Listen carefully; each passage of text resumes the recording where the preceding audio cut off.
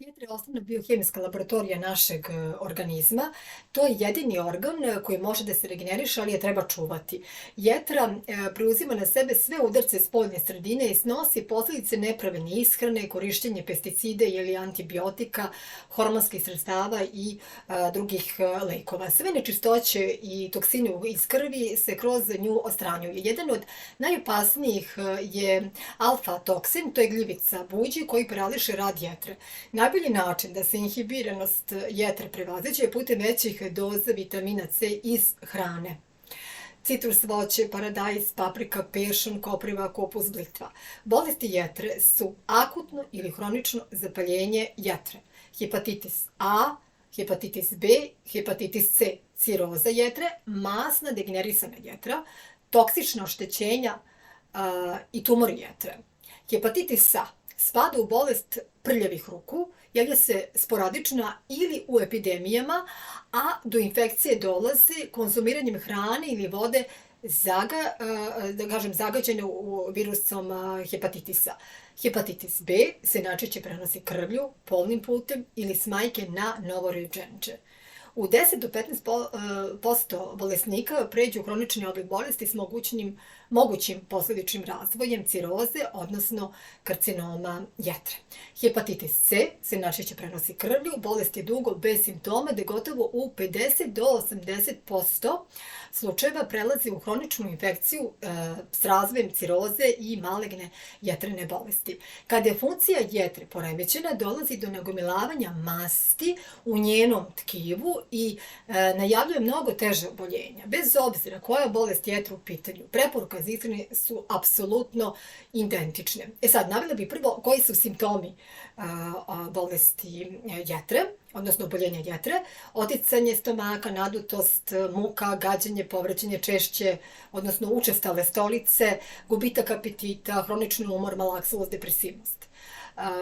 Sada bih navela i koje su dozvoljeni načini pripreme hrane.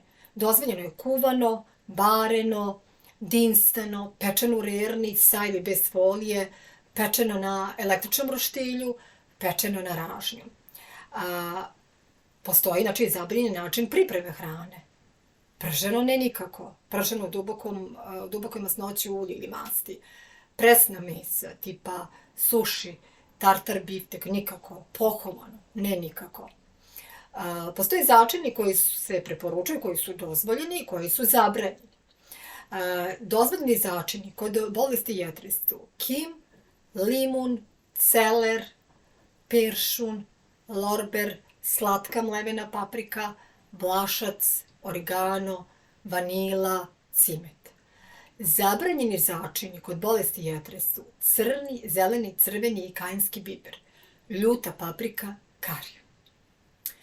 Sada, postoje dozvoljene namirnice i zabranjene namirnice kod bolesti jetre. Dozvoljene namirnice su teletina, junetina, jaretina, konjetina, piletina, ćuretina, divljač bela, plava, morska riba, jaja, ali meko kuvana ili poširana. Preporučuje se surutka. Može i kravlja, može i kozija, ali preporuka je, ako možete da nabavite, koziju. Ima više minerala i proteina u odnosu na kravlju. Zatim, mlečni proizvod, što još može da se konsumira? Kiselo mleko, mladi sir. Takođe bih naglasila, u istom obroku ne treba kombinovati dva mlečna proizvoda, na primjer kiselo mleko i sir. A generalno, dnevno možete pojesti od 100 do 150 grama mlečnih proizvoda. Sve vrste voća, svežeg ili obrađenog je dozvoljeno, znači svežeg i obrađenog, znači tipa kompoti, sve vrste svežeg povrća, tipa kuvano, dinstano, grilovano. Zatim, dozvoljen integralni pirinač, integralne testenine, dvopek, tostirani ili baljet integralni hleb, leblebija, mineralna voda, obična ili gazirana, ali gazirana koja ima veći procenat magnizma odnosno na natrijum. Pa onda su dozvoljeni čajevi, biljni i blaži, ali u ograničenim količinama, ne preterivati, ne više od 1 do 2 šolje dnevno. Koji čajevi se dozvoljavaju, odnosno preporučuju?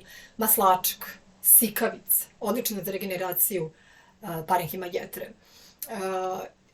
I mnogi drugi, da kažem, detoks prvenstveno čajevi. ne voćni i ne crni čajevi.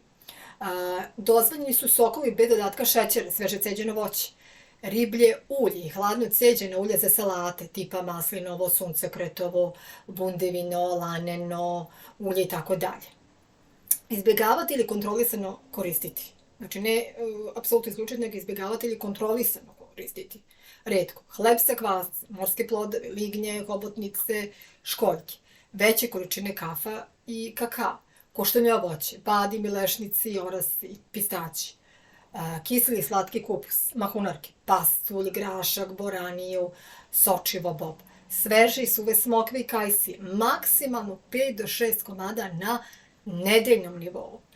Zabranjene namirnice, koje su so u većoj količini, beli hleb, ne nikako, i proizvode od belog brašna, masno svinjsko meso, slanina, čvarci, dimljeno meso, pršuta pečenica, salame, parizeri, kobasice, iznutrice, guščetina, ne nikako, majonez, kečap, senf, ruska salata, tvrdo kuvana jaja, kačkavalji, svi zreli sirevi, sardine u olju, masni, prevreli sirevi, beli i žuti, povrće u vidu zimnice, kiseli kraseci, paprike, turšija, ivar, sirovi mladi luk, beli luk, crni luk, feferoni, prazi luk, zelene i crne masline, masne pite i burici, pršeni krompirići i čips. Izvor su lipidnih peroksida, užiglih masti, koji su toksični za samu jetru. Jaki crni čajevi, pivo, alkohol,